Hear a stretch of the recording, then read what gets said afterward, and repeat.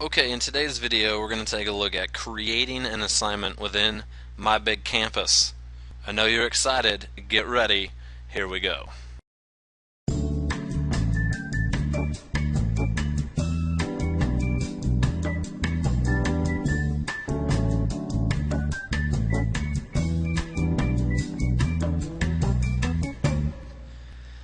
Alright, so obviously the very first thing we need to do is come log in to My Big Campus.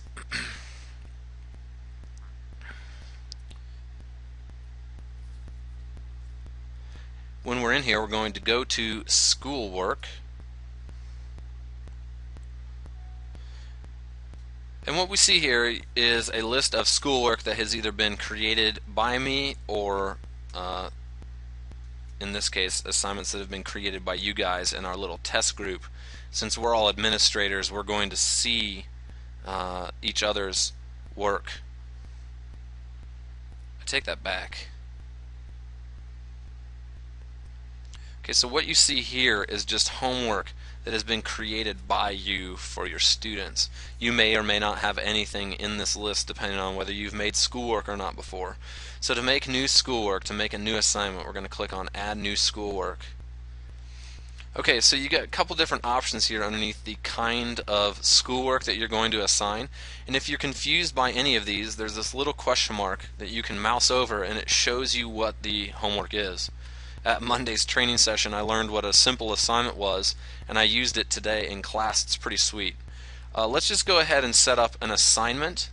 That way we can kind of talk through the four components of a typical assignment so that you'll understand the difference between assignment and simple assignment.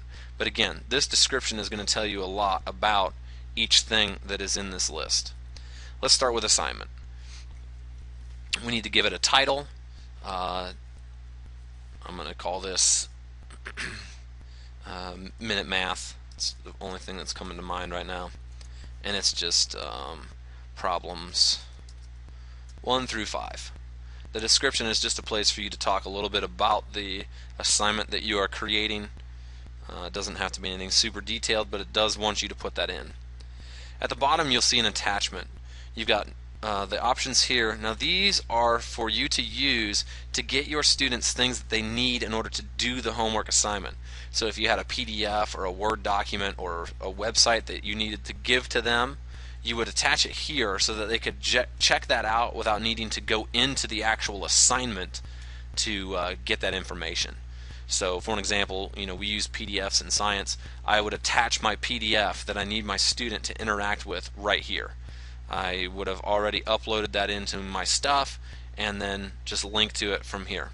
If you don't know how to add things like your documents and PDFs to My Big Campus, go check out the video called Adding Things to My Big Campus. So I'm not going to add anything here for Minute Math. It's just problems that they're going to be putting into the computer. So I'm going to hit Save and Continue. And at this point it automatically advances me to the questions. So I'm going to add a new question, and I've got several different options here.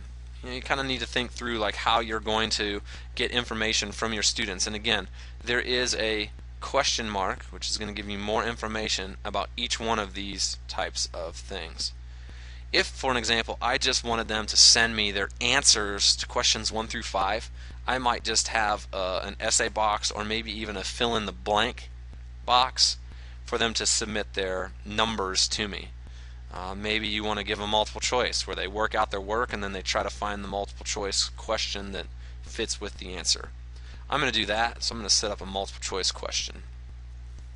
And maybe their Minute Math, we'll keep it simple, was 5 plus 5 equals.